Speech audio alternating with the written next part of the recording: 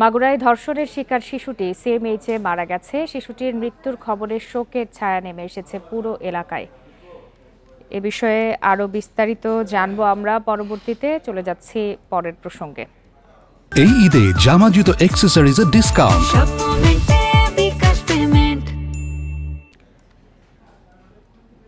এ বিষয়ে আরো বিস্তারিত জানতে আমরা এখনই চলে যাচ্ছি মাগুরাতে। সেখান থেকে আমাদের সাথে যোগ দিয়েছেন সহকর্মী হেলাল হোসেন।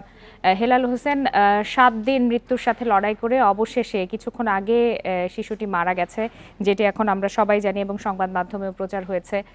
এই মুহূর্তে আসলে এলাকায় কি পরিস্থিতি এবং মেয়েটির বাড়িতে কারা কারা আছেন, কারোর সাথে আপনার কথা হয়েছে কিনা?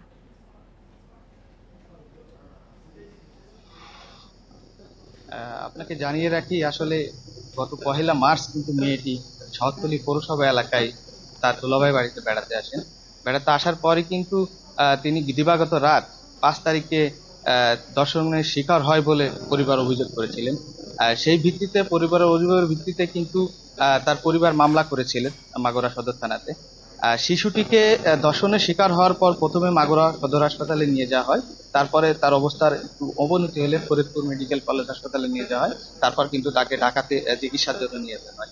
আমি যে বিষয়টি কিছু সময় আগেই কিন্তু এই শিশু আসিয়া তার মৃত্যুর সংবাদে কিন্তু পুরো এলাকায় শোকের ছায়া নেমে এসেছে।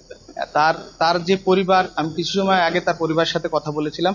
তার পরিবারের বিভিন্ন আত্মীয় স্বজনরা আসছেন, তারা কিন্তু কান্না জড়িত কণ্ঠে তাদের এলাকায় পুরো ভারী হয়ে উঠেছে বলে আমরা জানতে পেরেছি।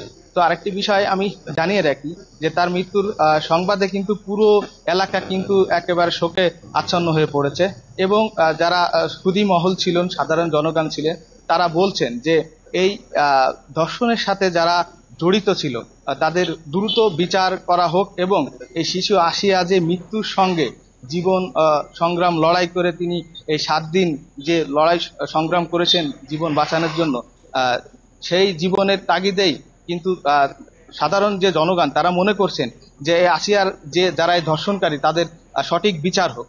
এবং এলাকায় কিন্তু এখন পর্যন্ত আমি যেখানে দাঁড়িয়ে রয়েছি এর একটু পরেই কিন্তু আসিয়ার মূলত গ্রামটি, আমি গ্রামের পথেই রয়েছি।